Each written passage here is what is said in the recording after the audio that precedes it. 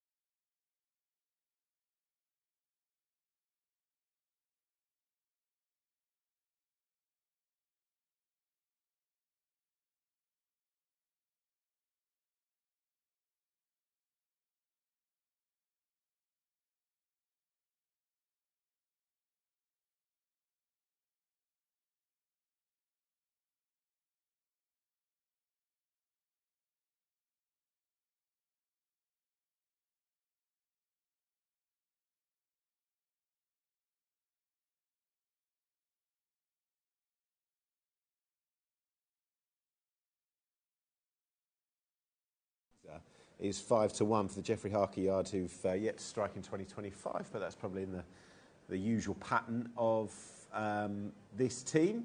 Had their first winner, I think, last year in April, and a couple of years prior it wasn't till May, so certainly nothing alarming there. 5-1. Dark Kestrel is next in 6-1, as mentioned, as Chase Turner's subsequent winner with that form boosted from Nottingham a little bit earlier this afternoon over at Southall. Jojo Rabbit is 13-2, was about 8-1 earlier. Willa Larupi at 13-2 also.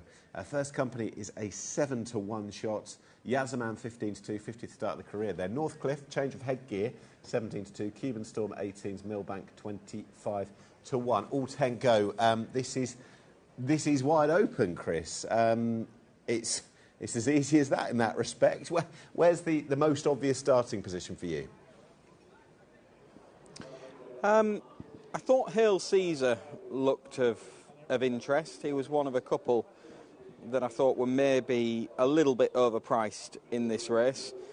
Hail Caesar is fresh on the back of a bit of a break here, and I think that is a real plus for him because he's a horse that has regularly shown his best or his winning form when he's had a bit of time off. He's returning for his first start since the early part of December. 145 days he has had off the track.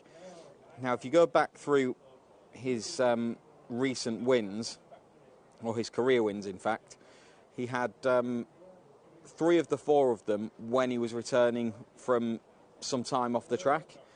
Now, last year he did return from a couple of months off and disappoint at Sutherland and never really find his form. But as a result of that, he's just plummeted down the handicap. His last win came off a mark of 69, and he runs off a mark of 64 here with the cheap pieces that were on at Newcastle when he was last seen and saw him running pretty well to finish in third. On once again, he's got a good draw in stall 2. Because he can be a little bit slow away, or he was for much of last season, maybe he'll be a bit sharper in that headgear, and I can see him running a good enough race. It was this meeting a couple of years back, I think it was this meeting, it might have been one of the other ones, where he returned from a break and ran very well at the track. So he's just a really interesting runner. And the other one was Jojo Rabbit for Ruth Carr and Lewis Edmonds, who returned from a break himself at Wolverhampton earlier on in the month, and he just didn't really get the race opening up for him. He beat a few home at the line. Form of that is pretty good. The runner at Rosenport came out and won on its next start, and he just strikes as a horse that with that behind him might take a bit of a step forward. He wants a reasonably enough pace to aim at. A chance that he gets one here because First Company is a little bit of a tear-away front runner. And Glory Hyde, who's drawn out in stall 9, likes to be on the speed, and from that draw might have to use a bit of gas to get into that sort of position. Glory Hyde himself is of some interest for Roger Fell because the draw probably did for him at Musselburgh on his most recent start, and he'd gone with a bit of encouragement before that at Doncaster. He was one of the horses to face into a good bit of the headwind, really, on that occasion. And horses that did that at Doncaster are tending to come out and run pretty well subsequently. Bear Rock, who finished a few places ahead of him, came out and won just yesterday at Haydock off a pound lower mark than the reappearance run at Doncaster, but he was one of those, again, in that same race that faced into the headwind. So I think you can mark up Glory Hyde's 2 runs so far this season. I'll give him an excuse for one and mark up the other. So he's of some interest, but it's just the draw is a bit of a problem. Yazaman had a brilliant season last year. He should strip fitter for his reappearance run at Leicester. He might not be impossibly handicapped once again. And Dark Kestrel is race fit and in pretty good form. I just felt there might be something that was more attractively handicapped on the turf than him. So my 2 were Hail Caesar and Jojo Rabbit, decent enough prices. Do think Glory Hyde's a horse of interest, but the draw a little bit wider than ideal perhaps was the thing that was putting me off him. I'm hoping that he has to rush across, that him and First Company engage, go a little bit too quick, and it sets up for maybe a Jojo Rabbit or a Hail Caesar from a little bit further back in the run. And those 2 horses are both nicely enough drawn in stalls 2 and 5 respectively. Dark Kestrel's going to be the last one as First Company has now gone forward. Let's get back to Malcolm. Yeah, thank you, Chris. Just Dark Kestrel, as you say, into stall number 8 under Cam Hardy. Dark Kestrel coming forward, completes the lineup. That's it. They're all in. We're set to race. They're ready. Well, they're off, racing over 5.5 furlongs for the It's Ladies' Night on the 2nd of June handicap stakes. Very good start by First Company, who's away well in the purple and yellow. So too Northcliffe in the black and orange to the inside. Jojo Rabbit tucks in behind them, the brown cap with the noseband, followed by Glory Hyde in black and red check. Willow Lurupi's white sleeve centre pack in front of Yaza Man, and then Cuban Storm a little bit deeper out. Hail Caesar to the inside of that one. Racing second last at this stage is Dark Kestrel and Millbanks at the back. They're past halfway, back towards the final 2 furlongs they come, and over on the far side it's Northcliffe showing the way by 3 parts of a length to First Company. Glory Hyde down the centre, Jojo Rabbit trying to weave his way through. Willow Lurupi on the far side fences trying to pick up a furlong and a half out Northcliffe, and Dara Keenan in front by a couple of lengths. Glory Hyde giving chase with First Company, still going on the far side. Willow Lurupi from Jojo Rabbit, then Hail Caesar, but not many getting into this. Powering up the hill, Northcliffe is springing 3 to 4 lengths clear. Northcliffe kept going all the way to the line. Dara Keenan looks round, no dangers. Northcliffe goes on to score. A 3-way go for second. Willow Lurupi on the inside of Glory Hyde, and Hail Caesar out deep. The return to turf has really suited Northcliffe for Michael Keedy and Dara Keenan. Visor replacing the usual cheek pieces, and another one that has made the running on the card this afternoon. And given the margin that he's won by, you would think that there's a strong chance they'll be taking up an entry at Brighton on Wednesday, with a strong chance of following up as well. And Visor has definitely perked him up, and he just flew out into a handy pitch